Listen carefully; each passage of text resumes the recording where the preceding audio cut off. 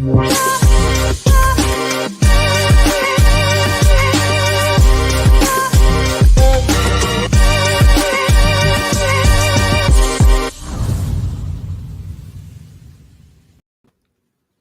to the Married in Real Estate show. In this show, we highlight power couples working in real estate and living a life of love. Today, our special guest is Michelle and Adrian Vega. Michelle is the CEO of her team, while Mr. Adrian handles all the CFO part of it, the financial side of it. So welcome, guys, to the show. Thank you for having us. We're so excited to be here. Welcome. So tell us a little bit about you. Help us get to know you a little bit better. I know that you've been working in the real estate space since about 2004. You guys are such an amazing team. Tell us a little bit about how you guys met. Where did it all begin? I love that question, right? It's a good story. It's a good story. So Adrian and I, without aging ourselves, Lord, we are high school sweethearts. We actually known each other since we were kids. It's a while back. Yes. And Adrian worked for KFC. And this is back in the day when KFC used to deliver. I don't know, for the viewers out there, the younger generation, you probably are thinking. This is before Uber Eats. Yes. Okay? Yes. KFC used to deliver, guys. And I remember my mom, she was like, you guys want to have KFC? Let's just call it in. And Mr. Adrian over here was the one that picked up the call. And he took our order, and you want to take it from there? Because we always have a different version of this story. So yes, my version is the right version. Okay.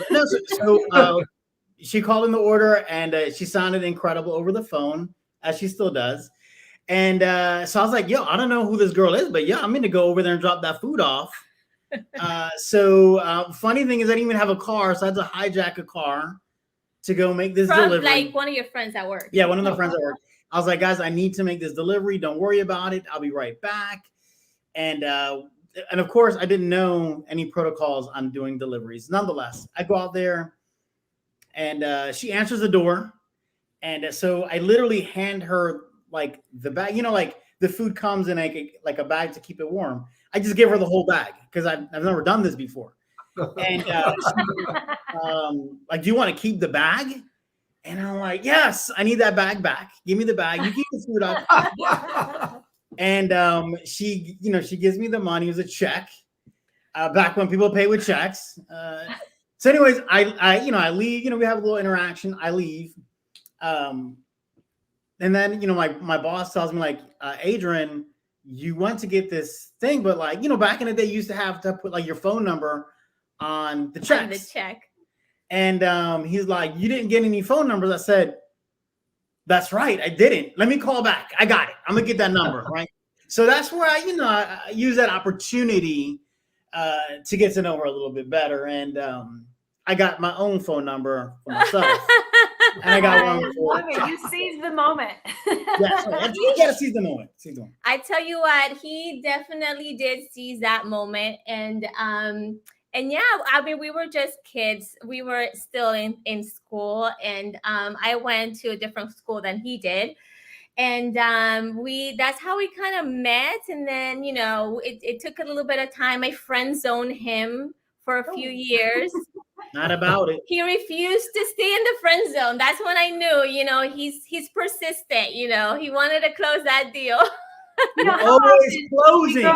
Put guys in the friend zone that shouldn't be there, right? We always put the good guys in the friend zone, but you took them out, right? Yes, clearly. And we got married, and we were dating for a very long time. We didn't get married in high school. We were dating for a long time. Then we're engaged for 2 years, and then we ended up getting married, and starting this journey together. So then what industries were you in? So he was selling chicken. I don't know. Yeah, literally. And what were you doing, Michelle? Well, after we got married, obviously that was like his little, high Yeah, that school was my job. high school hustle, And I actually entered into timeshare. Okay. That like I got my real estate license, and at the time, that was I had some really great friends that were like killing it in the timeshare industry. And they were like, listen, you've got a gift, girl, for sales. You need to come and, join, us over here. And I did timeshare for a little bit. And Adrian was, you want to tell them what you were doing? Then I got into retail doing learning and development. So I've been in learning and development for like a very long time. So and that's kind of where I, kind of got into focusing on leadership development. So I did that, and actually started on the mortgage side, because shortly after I started that, I met somebody that was in mortgage, and he was like, "You should be doing mortgages." And I was like, "I don't know, that sounds awesome." And that's how I got into the mortgage business while she was doing timeshare. And then that started taking off. Then of course, we started a family, and timeshare, it was just not the right fit culturally for where we were headed. And I joined him in the mortgage side, got my mortgage license, and we started brokering mortgages, and that was kind of like the inception of us into the actual real estate industry on the residential commercial side and all of that. Because even though I had my license for timeshare, that's a whole different animal. Yeah. Okay. So how would you say, do you feel that your experience in timeshare helped you to transition into real estate? Like, when did that happen? Yes. I would say there's so many takeaways about the pace and the things that kind of the structure of what a timeshare transaction looks like on the sales side. And it actually made me appreciate a little bit more on the residential side, right? Because there's just a couple of little takeaways that I think are golden. For example, creating that urgency. And I teach this to my agents all the time. When you're out there showing houses, even from the beginning, the inception of that connection, that buyers consultation, sellers consultation, you want to create that experience that translate, right? And so that urgency part of timeshare is really instrumental in the real estate side, because when you're showing houses out there, you're going in there and you want to close that deal in that first day that you meet with them. We're not going to show 20 houses. We're not going to think about it. We're not going to do any of that. We want to make sure that we set the stage from the beginning, so that urgency was really well. We did early on, as we have transitioned, we would do a lot of builder events. And in the builder events are really interesting because, we would partner up. This is before the inventory shortage, guys. This is when, we had like the pick of the litter. Now it's a little bit different. We still sell new construction, but it's just a different, way that it's done right now because of what the market is doing. But in the builder events, we would create the same thing because it's a lot of people. So when you go to timeshare presentation, you go through the whole thing, and then you get to like, the boiler room, where they close you, and there's like 100 families there. And every time someone buys, there's a bell, there's a celebration, there's champagne, and then it creates that like missing out, oh my gosh, I'm missing out, another family bought. Give me my house now. We would do that also with like builder events, right? So in builder events, when there's a lot of other families there, if the family signed contract, or if the family, got pre-approved or pre-qualified, that's another opportunity to create that buzz and that sense of, I want this, right? So a lot of good takeaways from the timeshare industry that translate into the real estate, that kind of can help lead a buyer or even a seller into the process a little bit different, and get them to where they want to go and where they want to be, because every buyer wants to make a decision right away, and if we create too many options, it's overwhelming, right? So our job is to be able to get to know their needs really well, and guide them to exactly what they want, because we already know the roadblocks that they're going to see before they see them, right? So those are some of the good takeaways. And I would say, like, even that training that she received, I mean, it's still so instrumental today. But I think, I mean, when you think of a timeshare presentation, like you have minutes to build credibility.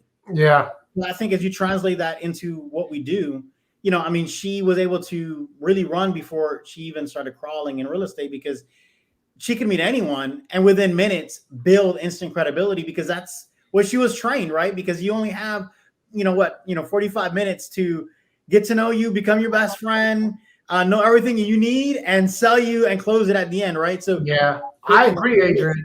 training is kind of what she's been really modeling and showing her team as well. So it's pretty impressive. Yeah, I actually I agree with you on that. Their training is phenomenal. But I did see sometimes the transition is not as easy because they're so used to doing things like structurally way, like this way. And but I agree with you when it comes to the training. Absolutely. Yeah, or having their appointments already set up, Yeah. so they don't really they struggle Yeah. in marketing themselves and booking their own appointments. That's the struggle. That's often the struggle. But with a good leader, a good coach, Yeah. like yourself, especially because you were already in the industry, that helps you to have that edge to be able to help them in that transition. So I could see how that's hugely beneficial. So the other thing that I wanted to bring up is that both of you are John Maxwell Coach certified. So tell us a little bit about that. I know that's been on my bucket list, things to do next. So tell us a little bit about that certification, what's involved, and how has it helped you? It's been amazing. We'll get together after this, because I would love to be able to get you on the John Maxwell team. It's incredible. I mean, if anybody that knows John Maxwell knows that he is just like a world-class leader, one of the top trainers and coaches in the world, sought after by, not just celebrities, but even like, leaders, like international leaders. Like he spoke in the UN. I mean, he's just so charismatic and incredible. And it's been tremendous because it's allowed us to have a platform and tools to be able to train just different industries. For example, Adrian, his background is in corporate America and in retail management and learning and development. So that's a completely different sphere of processes and needs in that setting. Then, of course, as real estate entrepreneurs, then on a more of a small business setting and team leading and that kind of a thing, it's allowed us to have just amazing resources to be able to train in everything. I mean, you can think of, it's very extensive, like the content, because we actually get trained and coached by the John Maxwell team. John Maxwell does all of the certifications on our conferences, so we get one-on-one time with him as well. And then at the same time, we get access to all of his licensed content. So, it's been amazing to be able to participate in that. And we actually have a lot of amazing plans moving forward to incorporate that into the real estate industry and, the new community that we're a part of now. So, I tell you what, Rebecca, you would be amazing. You would love it. So I think it's about, and I love it because he's always talking about value, right? And it's how we add value. And I think definitely with EXP and all the things that we're doing, I think it's how do you add value to your team? How do you add value to your client? And I think that's, it just adds more to the well, right? And I think that's really what it's about. And, it's definitely been, I mean, not only eye-opening, I've been, like I mentioned earlier, in kind of learning and development for a long time, even before I got into John Maxwell. And which is kind of how we got the segue to the John Maxwell team, is because, I was in a lot of forums where, I got chances to speak in different platforms and ran into some coaches that were like, dude, why are you not doing John Maxwell? And then I started talking to Michelle, like, man, why aren't we doing John Maxwell? And, we got together, got some of the information, and we were like, man, we have to do this. And it has been incredible. And I definitely believe anyone that wants to be a part of it, for you guys, I mean, I think it's game changing. Not only because it's great content, because of course we already know he's a world-class leader, but I think really the training as well that you get on top of it, right? So no matter what your skill level is in, like whether it's teaching on a platform, sharing, or training in a classroom, it's invaluable resources and tools that they give you on how to really form what you want to say, how you want to deliver your message, what are the best ways to deliver a great message, right? Because we've heard many people, but he really breaks it down in a way you're like, oh my God. And that's why when he talks, you can't help but lean in. You can't help but leaning on every word that's coming out. It's a formula. And I mean, it's pretty incredible having those kind of resources and connection to a team like that, for sure. Oh, I love that. And for anyone listening who's not familiar with John Maxwell is a world-renowned author, speaker, coach, preacher. I mean, he's so well known and respected in the community, and he's authored many books, and specifically on the topic of leadership. And so I've enjoyed his books. I know my family, my father has enjoyed all of his books as well. I can tell you this right now. My father-in-law got me connected with John Maxwell, and I love everything that he has written. Continue writing. I love how his message is very clear. And Adrian, you touched on it.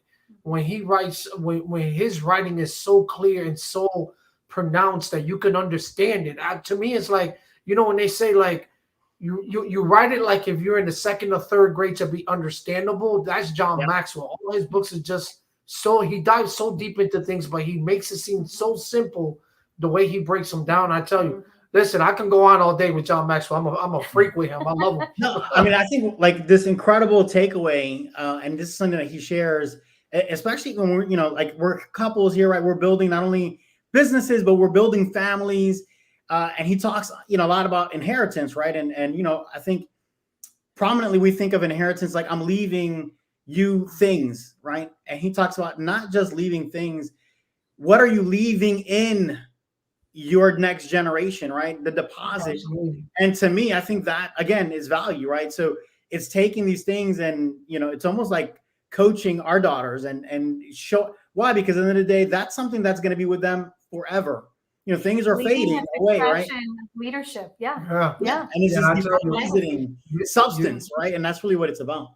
I know you guys can relate to that, because you guys are the word legacy is in all of your branding. So I know that's part of your core values, right? And and what I think for anyone that's listening that is in real estate, we need to understand that real estate is not who we are, right? Real estate is what we do to get us to our goals, to our life missions, to the things, the desires of our heart. There's so many people that are part of your community, Josue and Rebecca, that I know have a lot of dreams and a lot of goals, that have like things in their heart, like a deposit in their heart, and a supply for an area, right? Whether it be children, whether it be just the homeless, or whether it be leadership, whether it be whatever it may be that be really near and dear to their heart, right? We need to get ourselves equipped to be able to impact those areas, impact, these different opportunities. And as we grow our leadership, as we grow, the way that we speak and the way that we can connect with others, then, we can make that transition into legacy and be able to impart differently and, see the vehicle of real estate for something greater than what already, is, or they might see it as.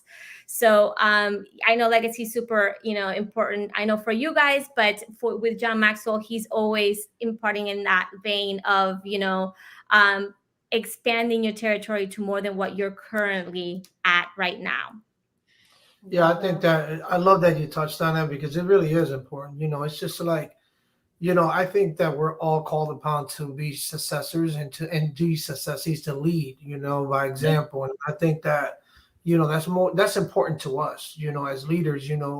We have to go out there and just pour into our community. It can be any community. When I'm referring to community, it can be your team. It can be anyone that might, it's in need of something, so I think that's why we really connect a lot with, when it comes to the Maxwell systems and all that, because he's very attentive even to, you got to read his books, man. We could have a 2-hour conversation about literally, but Yeah, we're not selling his program, by the way. We just, we're just talking. Yeah. Nice plug Sidebar. Yeah, for this is John just- Maxwell. We don't get Hey anything. man, you know what? It's It's a tools, pleasure it's talking. resources to equip, Yeah, exactly.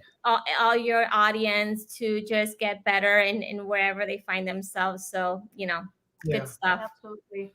So now, in becoming those John Maxwell coaches, how has that helped you in the industry, in this business? Well, it's helped in so many ways because number one, it's raised our leadership, right? You're constantly having to grow. If you're stuck with where you were, even a year ago, you're not moving the needle forward, right? So it's allowed us to have a platform because we're part of mentorship within the John Maxwell team, right? So we do have our own accountabilities and we have our own coaching within that organization to help us come up higher, right? And I talk about this all the time. Leadership is not just professionally. Leadership is in everything that you do with your family, with the people you surround yourself with, even with your interactions in the community. That's all leadership, right? It's creating that awareness and helping you grow in that. And then that translates into everything else, right? Translates into, how we're growing our team, how we're, working even with our clients. Adrian was touching up a little bit on the timeshare training, but one of the things that we had to really hone in was on, consumer personalities, right? So, sometimes we get clients that, are full of limiting beliefs, right? They feel like, I want to buy this house, but I can't. Or they're full of just so many insecurities. And, even us, everyone in real estate has wore the hat of counselor, of firefighter, Yes, I was about to say that. bulldozer. And so, having the resources to be able to even talk not just to our team, but coach our clients through the process. This process is such an emotional process, important process, but emotional one, right? So having the tools and resources to be able to kind of sit with them and kind of help them, guide them through that has been incredible. But one thing that is in Adrian and I's heart is just the expansion of our reach, right? Like, how can we make this industry better? How can we make anything we touch better than we found it, right? And adding value in ways that are going to resonate to wherever that person is at, right? Whether it be a big group, or whether it be just a couple, whether it be a family, how can we be able to pour into them? And definitely being part of the John Maxwell team has helped so much, because we're constantly being able to reach all those little areas that come our way. So it's been incredible. Yeah, and I think like I no love matter that shit. what level you are, like in your business, right? So if you are just getting started and there's no team, it's just you. Hey, how do I lead myself, right? How do I become a good leader? Because at the end of the day, we are all influencing someone in some capacity. And I think what has challenged us to do is see through that lens, right? Always constantly looking at how do we coach people up, right? No matter what sphere, because everyone is coachable, and everyone has capacity and bandwidth, and it's challenging them, right? And sometimes it's challenging them in their mindset, challenging them in how they, oh, well, I just do this, right? No, it's more than just a job, or it's more than just this. There's more to it. And this is, again, just like Michelle was saying earlier, it's like a vehicle. This is just a vehicle to take you to this next place. And if you grasp it today, how much further are you going to go later? And I think this has helped us really drive that, and utilizing these different tools to reach, whether it's a customer, whether it is a business partner, whether it's someone on our team or another team, being able to just add value in these different ways and challenge people up is pretty much what we always are looking to do. I love that. Challenge people up. I love that you brought that up, because Rebecca just got interviewed this past a couple days ago, and I think her response was really amazing, because she said something in the sense that in order for you to make a change starts within yourself before you can reach to 100%. Someone else, and that was amazing, just to hear that, and I'm like, wow, sometimes we have to really look at ourselves first. Yeah, if you and want analyze to, ourselves. You want to see change. Yeah, you got to be the change. You have to be the change, exactly. First. And Man, that was amazing, man. And I love that you touched on that, Adrian and Michelle, because it's true, we have to develop ourselves in order for us to develop others. Yeah. So I know that you guys have been, you recently made a change of brokerages. You've been growing a team. And so talk to us a little bit about that. How are things going with your team? Just tell us a little bit about that experience. I know there's a lot of people who are looking to start a team and maybe even struggling a little bit. So share with us a little bit if you could. Yeah, for sure. It's been an incredible ride. Like any change, you're gonna experience those growing pains in the beginning, and that's with everything. I mean, even if you're a single agent and you are scaling, which I hope and I know that everyone listening to this, that tunes into the show, they're powerhouse leaders. You're always looking to scale and grow. So you're always going to find that, right? That growing pain. But it's been amazing. Just being able to plug into just this incredible community. And I think out of so many things that I can say, that's what I have been enjoying the most is the community within the EXP, realty community. Has been incredible.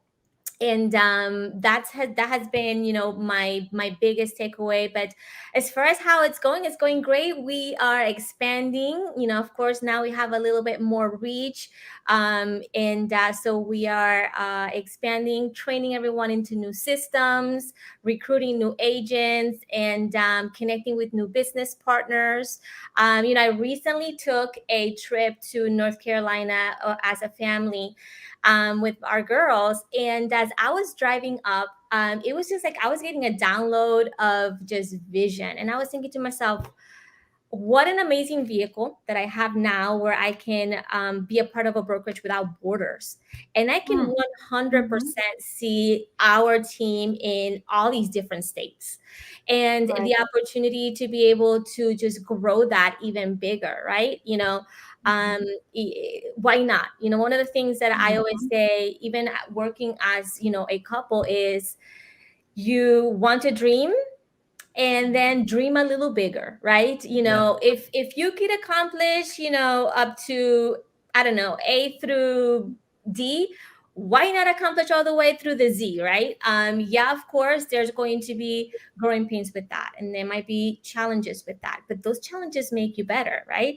So super excited for the transition and for everything that is in store. I am excited that we kind of came in at the tail end of the year, so we had the last quarter to work out all the kinks of just installing ourselves into the new system. And now coming into 2022, we're really excited for all the things to come. Yeah, and I think when you're building a team, one, I think, and I mean, she kind of alluded to it, Michelle, but you got to be on the right bus, right? And it makes all the difference, right? And we talked, she was just sharing about community, but the people that you're surrounded with make the difference, because anyone can start a team anywhere.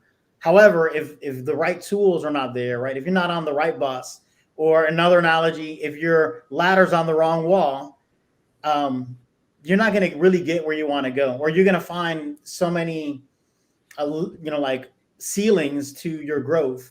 And I think when you're surrounded by so many people, and I think what I've loved about this transition is, I mean, no matter where you turn, there's always somebody that's, how can I help you? Like, how can we grow together, right? And I think that is beautiful, because when you have vision to grow, you need to be around people that have the watering can and are like, okay, let me water those seeds, right? Because that's what it is, right? I mean, a team is, I'm planting a seed of vision. I want to grow, into a team of, 2, 3, 10, 100, 200, right? But those seeds need watering. And when you have so many people that are saying, hey, you know what? Let me water, your seeds here a little bit with my wisdom, with my experiences, with my tools, advice. I mean, and I think hand over fist, like no matter where you go on this incredible group of leaders, that's what you get. And I think that is, 100%. It makes this part easy.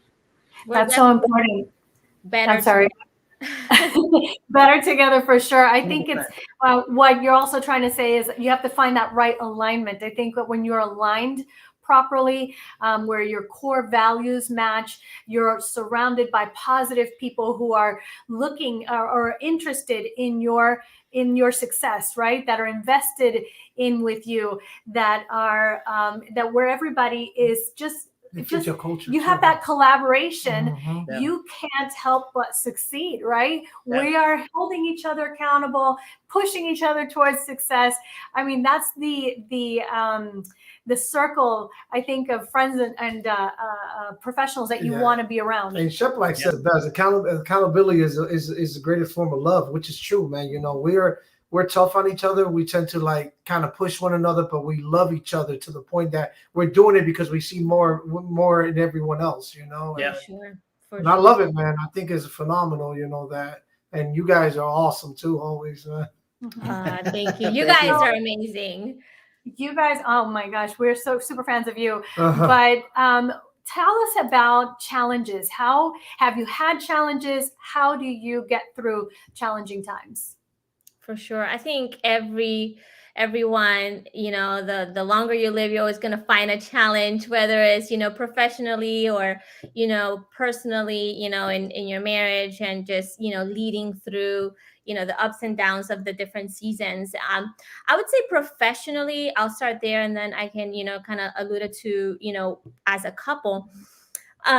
You know, for me personally, growing my family, right? You know, we got married so early, and, you know, started, you know, an entrepreneurial journey right away.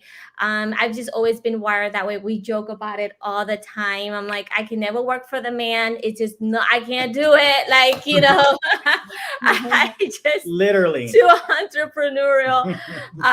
You know, but you know, that comes with its challenges, right? And you know, for me, one of the things that I had to overcome is just this limiting belief of mommy guilt, right? You know, I have two incredible daughters, and you know, oftentimes my drive would be at odds with my heart of being home, right? I don't know if that would resonate with any, you know, other mom that's out there, you know, depending on, you know, your personality. And in the early years, that kind of challenged me in my growth, because, you know, I had to overcome the thought of it is okay to want to grow a thriving business and also raise a thriving family, right? I don't have to choose one or the other, or I don't have to feel guilty for, you know, saying yes to this and maybe have to be limited on, you know, 1,000 play dates, or, you know, the different, you know, nuances of, you know, a growing family. And that took a lot of work. You know, that took a lot of work on my part to, you know, kind of get to a place where I can see purpose in both, right? And some of the things that we would do is that, you know, we've always been a very tight-knit family, the four of us, and we always want to bring our daughters along the journey, right? So, you know, having them see, hey, you know, mommy and daddy are working hard for this, but you guys are not out there in an island. Come with us. You know, this is what mommy and daddy are doing. You know, hard work is a righteous thing, you know, and it's an honorable thing, you know, and when we do these things, we are expanding our territory and our reach for our family, because legacy is also very important to us. And we want to leave that legacy of hard work and impact, right? Because what we do is not just for the labor of it, it's for an impact. We want to impact families into home ownership. We want to impact leaders into growing into their best selves and reaching their full potential, right? So that took a lot of work for me early on. And there were times that I did slow down my professional growth, and I was shy from opportunities because I was dealing with that, you know, mindset shift until I was able to kind of press out of that. And still there are times that, you know, like any growth journey, you know, you have to constantly be challenging yourself and coming back to the principles of your life, right? And the things that are important for you. So I think professionally, for me as a woman, as a mom, as a wife, that has been something that I've had to overcome throughout the years and still work out very hard. And then as a couple, I think that working together in real estate, you know, one of the challenging things is making sure that we don't bring work home, that we don't bring work to the date nights. Yesterday, I was like, hey, did you get the clear to close on that file? And then I caught myself, I was like, no work talk. No Still work working. Yeah. Clock out. Yeah, But that's- yeah, I think it's, you know, first of all, challenges are great because growth comes from challenges, right? So if you're not challenged in your marriage, in your business, then you're doing something wrong, because growth is always going to create challenges. And I think, you know, like I think for my role, it's, you know, I wouldn't say balancing, right? But I think it's filling the gaps, right? How do we complement each other? Because in those seasons where it is super busy, how do we complement each other in managing the bigger picture, right? So that nothing gets left behind, right? And I think that's a big challenge. I think sometimes couples face is like we can't all be at the front in the race, right? Hey, well, one person can lead out, and then hey, let me fall back a little bit, and then you know there's going to be a moment where I'm running out front, and you're going to lean back a little bit, right? And I think it's just finding those balances, and balances. sometimes it is just stopping in our tracks and saying, okay, hey, you know, we're out, call a timeout. Hey, timeout. Like, you know what? Let's regroup. Drop Yes. what you're doing. I just booked this somewhere. We're gonna go, right? And just taking those moments, right? Because I think in life and in business, sometimes it's not about the elaborate or extravagant, but how do you maximize moments that you guys can just reflect, right? Because sometimes, what is that saying? You know, don't let the days go by without smelling the roses, right? You gotta, hey, just stop for a second because we get so busy, and trust me, we're literally at a closing and we're talking about like, oh my gosh, it's already, you know, like it feels like we're in the middle of December and we're going to blink and we're in January. Time is flying, right? So it's how do you find those moments to value what you're doing, what you're working for, and, you know, collaborating together as a couple to, hey, get each other's back as the different challenges come along the way. Yeah, I think that I love that you touched it. Yeah, I love that you touched on that because it's very important, man. You got to try to find that balance, man. And even sometimes we're all unbalanced. Let's just be honest, because we do find ourselves, like you said, at the dinner table talking about, hey, we were supposed to get that clear to close on its fall. That's normal, man. But I think that we get a lot of like, oh, you guys are always traveling. They don't understand. Like 99% of the time we're traveling, but it's because of work or something, you know. And travel work related travel, like and I she can said. relate to that so much. I know that like and we talk about this in our book Married in Real Estate, but in our earlier years our main focus was, like many agents, they come into the industry to be able to balance their schedules, right? To be able to have more time at home or be able to be with the kids in their school activities and things like that, be more available to them. So I wasn't as career minded. And I feel like even though I was driven and we did well on sales, we limited ourselves in our growth because we wanted to be home more, right? Yeah. So we didn't used to travel and go to events, and we didn't participate with anything extra outside of working with our buyers and our sellers. And once the kids got a little older, and of course we had the influence of another industry friend that says, hey, you guys got to go out to some of these events. Like, you guys are amazing leaders, but nobody knows who you are. And Josh and I sat and thought about that. We're like, you know, maybe we do need to get more involved.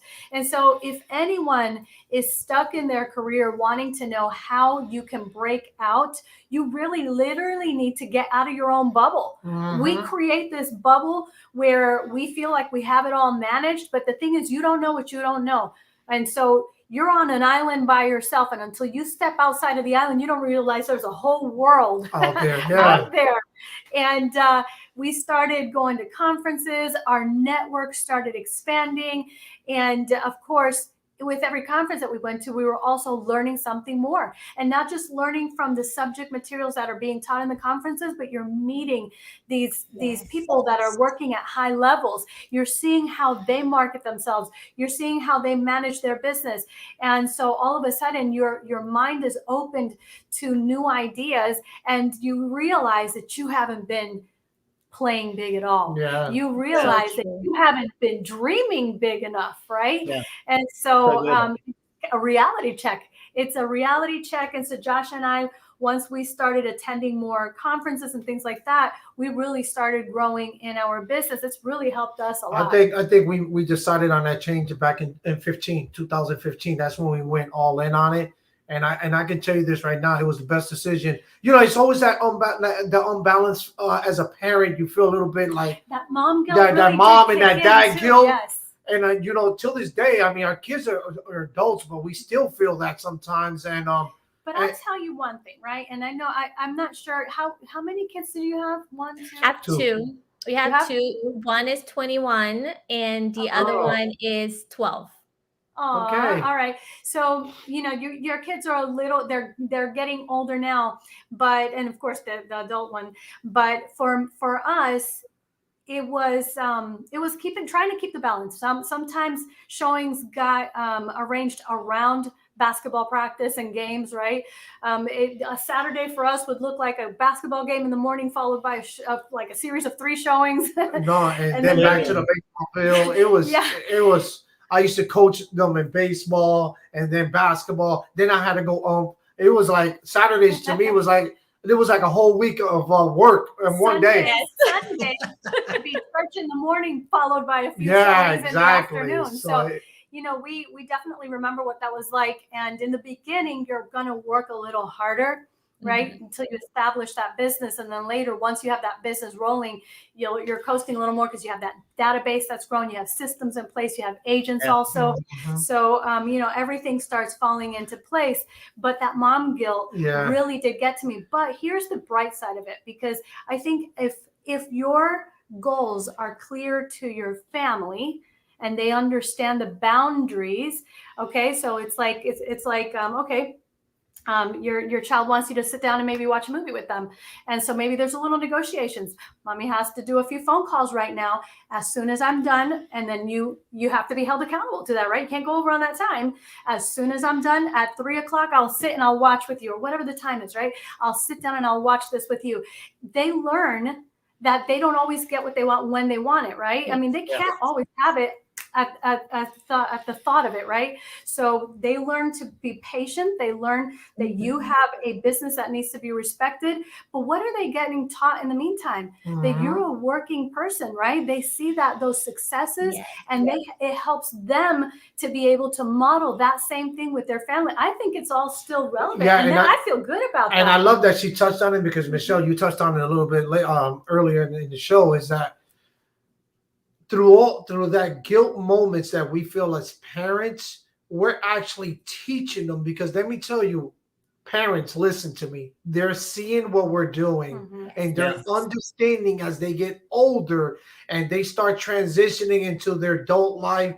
They realize, wow, I remember when I learned this back then from my parents. Or all of a sudden they'll be like, hey, Adrian, Mom and Dad, I want to be a real estate agent, or because I seen this, and this. I'm telling you, we've seen this so much in our industry. We've seen it in our own household, you know. All 3 of our children, they've been involved in real estate at a very young age. They understood it, even though they weren't on board with it in the beginning. But now all 3 of them are in it, you know. I love that. Our kids are only allowed to watch HGTV. That's it. Yes. You want TV? HGTV, okay? I love that. That's awesome. That's awesome. So, guys, you know, let me say, I have another question.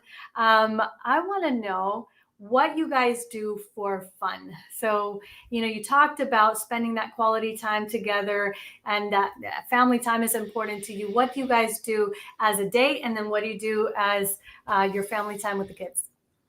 So awesome. So we are huge Disney fanatics. We have annual passes. We literally live at the parks. Our girls love, I mean, we're like all in the clothes, like, the seasons, like the whole nine, like your ears for Christmas and ears for, summer. It's an event. It's an event. Yes. So as a family, we do a lot of the theme parks, and literally on a regular basis, on a weekly basis, we'll have, that day that we'll go to the parks. And I love the beach, so I take advantage. We do a lot of staycations, and then, we plan for the bigger outside, vacations, but we do a lot of staycations, around the coast. And we really enjoy that. Adrian, I'll let him say. I know what he's going to say about what he does. He loves, for fun. But as a couple, we always try to get a date night in once a week. We try to make that as non-negotiable as possible. There's times that even if it's just, okay, we're going to do a picnic in our bedroom, and we'll order takeout, and we'll, pop in, we'll, like, depending on what shows we have saved, because guys, we have no time to watch our shows nowadays. So we'll make that a treat, or a movie or something, but just time to be able to be just us, go to, out. Most of Adrian always prefers to do the out, but as long as I get it in, it's just our time once a week at the very minimum. We definitely get that in. Yeah. And well, I think the going out, this was something I learned a long time ago, because we used to, like, especially when we were a younger couple, we used to do like dates at the house, whatever the case might be. And then, like a week would go by and she's like, oh, we haven't done anything. We haven't spent any time. And I'm like, yo, we just the other night, right. And so I was like, no, you know what? No, we're at least once a week.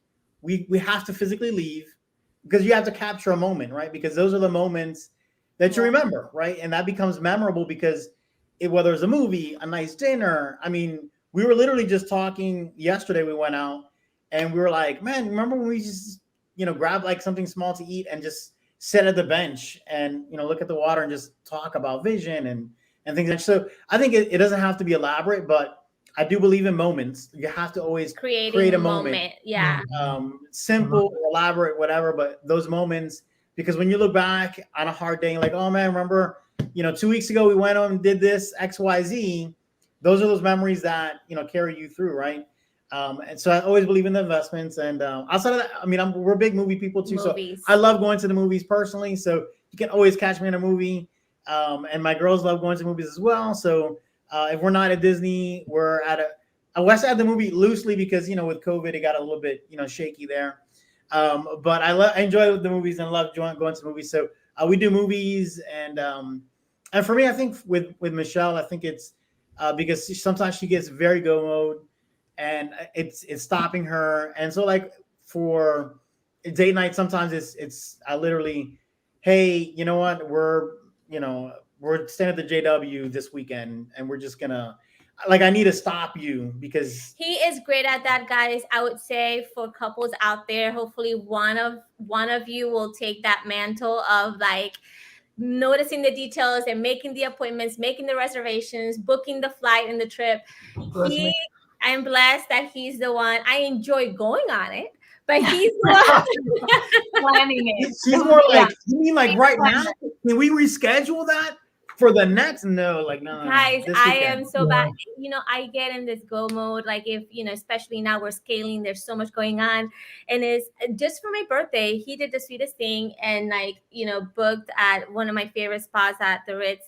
And I was like, looking at my phone, and I'm like, are you sure we cannot cancel that for, like, next week? He's like, no, we're going. Like, I already paid this. We're going. You almost have to, like, kidnap her to go. Yeah. No, which was hilarious, because then we're there maybe 5 minutes, and she's like, oh my gosh, I needed this. I needed to disconnect from my phone, and I was like, it was heavenly. But I'm guilty. It's interesting because and this probably doesn't happen as much anymore, but, like, back in the day, the cruise ships never had internet, or they'd have a little really tacky internet cafe. Now I think they have internet packages that we are not allowed to purchase intentionally. But it always happened that we would get on that ship and we're stressed, but there's a fire burning right when the ship is about to leave the port. And you're like, wait, I gotta get the last phone call. But the minute you are finally in international waters and you're disconnected, it's like 1,000 pounds come off your shoulders, right? And all of a sudden you're like, oh my God, I can enjoy my life now and be a kid and go jump, or I'll go do that surf thing or climb the rock climbing mountain and do all these things that you don't do. And we need that time. We need to unplug and just be free again. Yeah, even in our business trips, we always try to plan them either to get there early or get there or stay a couple days afterwards, because I think that you need that time just to decompress before you go back into work. 100%. Even prior to the event, just that time that you guys can just enjoy each other's moment. There's no business being talked, just enjoying the moment, man. And I think I highly recommend that. Yeah. There's something that I started doing. Then I've been taking some time in the month of November to kind of just reevaluate some things, just to kind of gain strength for moving forward. And I came across the concept of a joy list. I don't know if you've ever heard of that, but it is a list. You sit down and you think of all the things that you do that bring you joy, big or small. And I love that so much. Yes, it's life-changing. So fun to kind of sit down and think on that, and just big or small, and then make it a point to include that. So the small ones, try to get at least one joy activity a day. And then, once a month, get one bigger joy activity, in. And it kind of helps to be intentional to bring back that into your busy schedule, your hectic life, that, you at least can say he's really big on creating moments. So we made it a goal for us to be able to get at least one date night that is an overnight.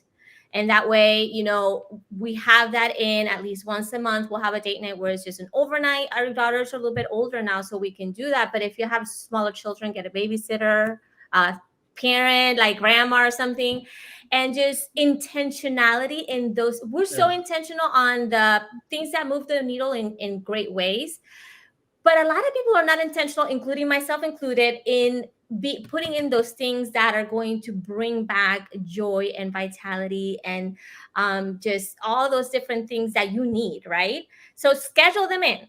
And, for me, pedicures, I love getting pedicures, something's a little small, but, making sure that I add that into my job. I love cooking, and I don't get to do it as much as I want, because, we have a busy lifestyle. So at least, once a month, I'll cook a really fun dinner.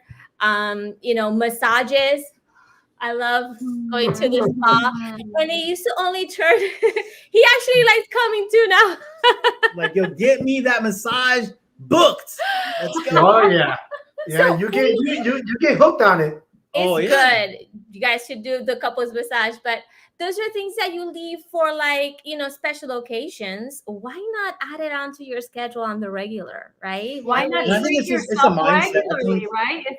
It's what we work for. And I think, like, from a mindset standpoint, like, everyone that's watching is right. We're pursuing building businesses. We're pursuing, but I think the other thing is we have to remember how to pursue each other, right, as a couple. And if we're not pursuing each other and we're so focused on what we're pursuing outside, which I was just talking about this the other day, but it's like, when you're walking the same path, well, you're together in it, right? But the moment we start focused on other things, you're 1 degree off. Before you know it, you're like, yo, where you at, right? And it's harder to reconnect, right? So just as hard, almost like that idea of work hard, play hard. I think we work hard, but you have to pursue each other just as hard, and fight for your date nights, fight for your family time, and it is sometimes fighting, because out of that busy, almost like you said, right? You're on that cruise ship, you're fighting for that last phone call, and then you realize, you know what? I mean, it'll work itself out. Let me be in the moment that I'm in, and we take it from there, right? So, At the end of the day, what matters most is your family. And it's what we work for. We don't work to work. We Yeah. work to earn a living for our family, to earn a lifestyle, right? To be able to provide them some of the best things, right? So whether that's a beautiful home, a reliable, beautiful car, vacations, and it's not just about being elaborate, although they can be, right? If that's your goal, but just having that quality time together. And if that part is missing from your family, from your relationship, then you're going to burn yourself out, because nobody works just for the pure fun of it, right? And so whether your goals are to build generational wealth, again, it's for your family, right? And so we have to remember to keep that joy list. I love that so much. That's something I'm going to incorporate now moving forward.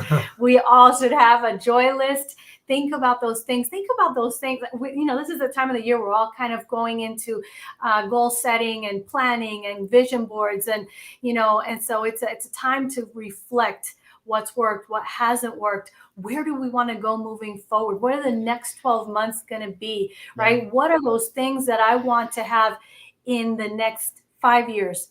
Why not have them now? That's right. Yeah. Create a plan so that we could have that. Why wait 5 years? Exactly. What do I want to have in 5 years? Let's make a plan to get that in the next 12 months, right? And work towards that. But always keeping in mind that we got to keep that joy factor, right?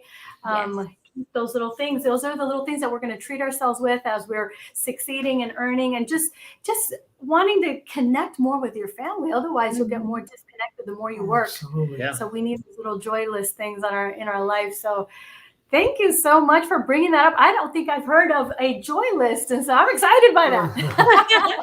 It's so fun putting it together, but it's rewarding to know that it made it to your calendar. You made it a point ahead of time, right? The decision before the decision. That's basically what principles are at, right? You've already decided before you needed to decide. So, and I love what you just said. Why wait, right? We've been in such a, especially very challenging last 24 months we're coming into, where we're seeing, life is so short, right? Why wait for the special occasion? Treat yourself, add that into your calendar and add that more into your life. I'm certainly working on it. I haven't mastered it. He still has to arrest me and kidnap me to take me to places. No, and we're in the So Christmas blessed season. to have him in your life. Yes. Yeah, literally. But in the Christmas, like last week, we sat down as a family and we talked about like, hey, let's make a joy list for the holidays. For the like, holidays. What are the things that you want to do in the month of December that bring you joy, right? So whether it's going over here, getting like Christmas cookies somewhere, going to see lights, whatever it is. So I think little things like that where you can even incorporate the family is also really cool. And we just did that a week ago. And to start making a little bucket list of like, hey, we're going to go over here this week or go do that. I was going to ask you that next. Is this something, because I feel like it's something that you could do with your kids. Yeah. That way you're never having to guess. The kids have already told you what's on their joy list. Exactly. And so these could be little goals that they're working towards. So if you get, all your work done and whatever, we can treat each other at the end of the week with this, and what a wonderful thing. I love that so much. Thank you guys for sharing with us today. We're so grateful to have you. And I'm just curious, any closing words or a tip that you can give couples that are looking to get it together and work in the industry together? What tips would you give them? For sure. Well, first of all, thank you so much for having us. You guys are incredible. Adrian and I, you love everything that you guys are doing. Yes. And, how you guys are you're such a voice in the industry. And I'm glad that you took that step in 2015, Josue, and you guys went full force with it because you truly are incredible. And we just love being partnered with you guys. But I would say for us working together, I would say 3 things. Number 1, get help. Don't try to do it all yourself. And this comes from a chronic perfectionist where, I'm preaching to my own self, but I've seen why it's so important to get help in the areas that is not your strength, right? You want to stay in your strength zone. So it's like get help in whatever you guys are putting together and doing together. And then that way you guys can stick to what you're good at and you be able to do a lot more, right?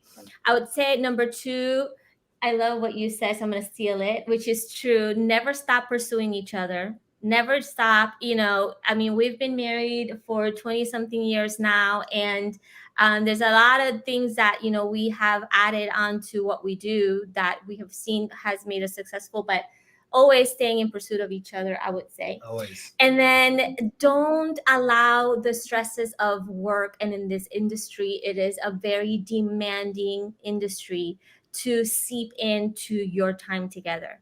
Yeah, you're going to have to come together to troubleshoot things because you're leading an organization together. You're leading a company together.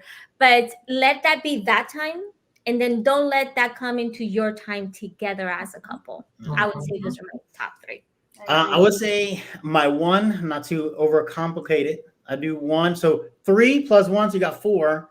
I would say, and I think it's for not only as a couple, but building a business and building your team.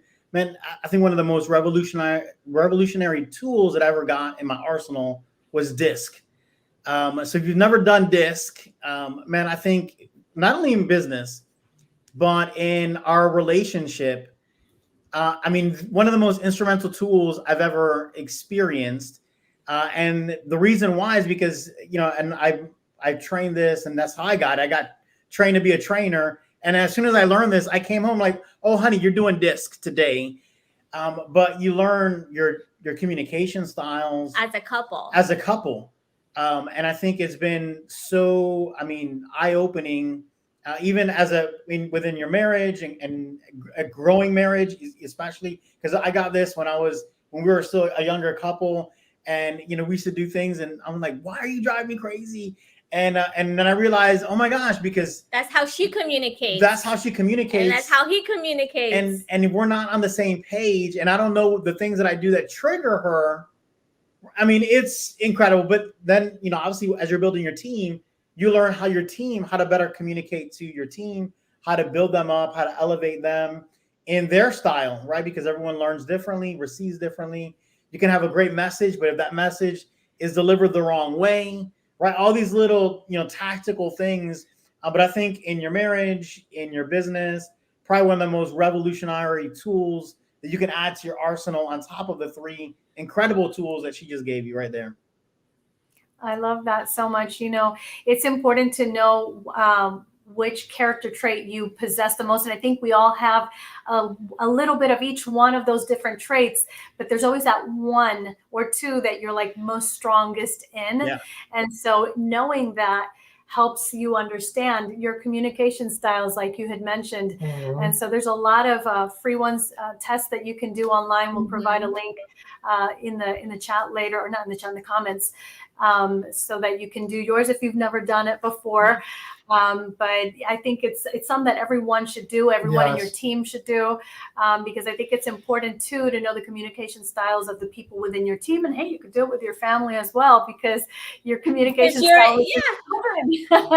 You communicate every day. Each other, yeah, and understand our strengths, right? Exactly. Everyone has strengths, so.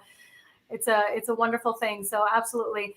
Well, guys, thank you so much. You've given us so many gems today, and we appreciate you and your time. And hopefully we'll get you back on soon and share them with our audience again. So thank you. Thank you for having us. You guys are amazing. Thank you so much, guys. All right. Bye now.